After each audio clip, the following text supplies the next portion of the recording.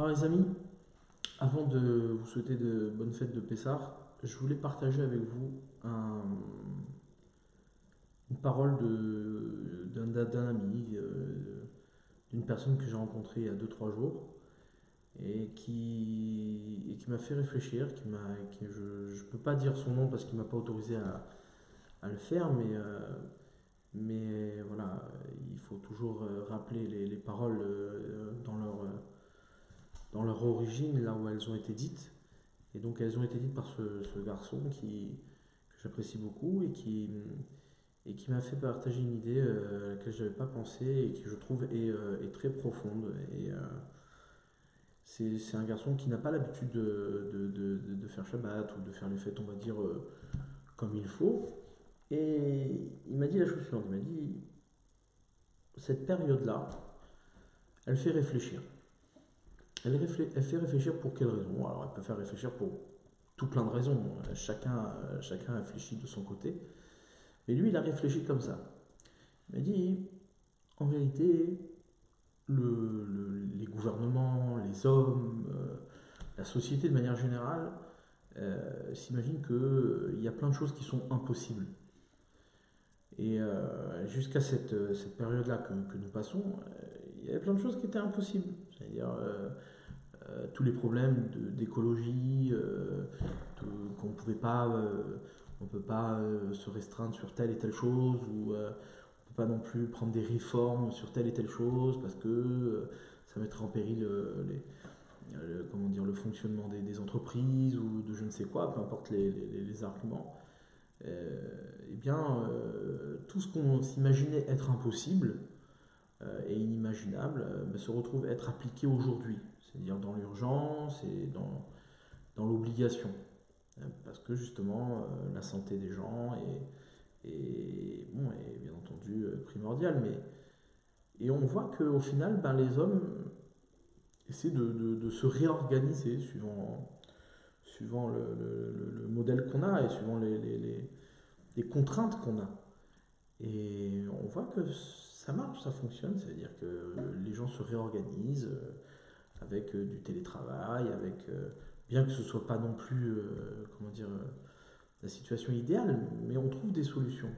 On trouve des solutions et j'ai parlé avec beaucoup de personnes et j'ai été surpris de voir qu'au final, bon ben, oui, on peut s'organiser, on trouve des solutions, on arrive à... Et beaucoup de personnes pensent, on va dire, l'avenir différemment. C'est-à-dire qu'ils arrivent à repenser les choses différemment et ils se sont rendus compte par le biais voilà, de ce qui a été imposé qu'on pouvait imaginer les choses autrement. Je trouve que là, ici, l'enseignement, c'est ce qu'il m'a dit, c'est ce que m'a dit cette personne-là, et je trouve vraiment, j'ai adhéré complètement, c'est qu'on vient nous enseigner ici que le monde peut changer, et qu'on peut changer, et qu'on ne doit pas rester, on va dire, figé sur nos idées, etc. Et donc lui, il a rajouté, il a dit, et donc les excuses qu'on trouvait à chaque fois de dire mais non tu comprends je peux pas faire Shabbat parce que bah, j'ai mon travail, parce que j'ai ci, parce que j'ai ça, etc. Mais cette période va nous apprendre qu'on peut faire les choses autrement, qu'on peut se réorganiser. Suivant les priorités qu'on a, on réorganise son quotidien. Et donc ça veut dire que il ne faut pas rester enfermé dans un modèle. C'est-à-dire, quand on a des priorités, eh bien, au final, eh ben, on s'organise autour de nos priorités et tout est faisable. Tout est faisable. On peut changer, on peut organiser les choses suivant nos priorités. Ça n'existe pas de dire non, ben, je ne peux pas faire Shabbat au final. Oui, tu peux le faire. La question, c'est de savoir comment tu vas t'organiser et comment tu vas rendre possible cette chose-là. Et je trouvais ça très profond et très honnête de sa part. Et donc, voilà, je pense que c'est un bon message pour rentrer dans Pessah. Effectivement, on a des contraintes. On ne peut pas se rassembler. Certaines familles et même des personnes vont se retrouver isolées pour ce Pessah. Et d'autres se disent bon, mais comment on va faire? Comment je vais faire Pessah? C'est pas possible. Je connais pas la Haggadah, je connais pas si. Ben, on est contraint et donc on se donne les moyens. Et quelque part, on se rendra compte qu'on peut s'organiser. on peut s'organiser. C'est possible. C'est-à-dire, les choses ne sont pas impossibles. Et je trouve que c'est un message très profond et je l'en remercie d'avoir partagé cette idée-là avec moi. C'est pour ça que je le fais à mon tour avec vous. Je trouve que, voilà, que notre esprit est un tout petit peu, comment dire, trop étroit et que parfois il faut savoir se dire, ben non, j'ai des priorités, je dois faire Shabbat, je dois faire Yom Tov, je dois faire ma Haggadah et, et ben les difficultés sont là, mais je vais m'organiser, je vais réfléchir et je vais me réorganiser, je vais trouver les moyens d'appliquer les choses qui me sont importantes. Et donc c'est pour ça, il faut pas rester enfermé, il ne faut pas s'emprisonner dans des modèles, ces modèles-là qui au final ne sont pas bons pour nous. Pour le juif, ce modèle-là, il n'est pas bon. Il n'est pas bon, il n'est pas bon, on voit pas simplement pour le juif, mais même pour la société de manière générale.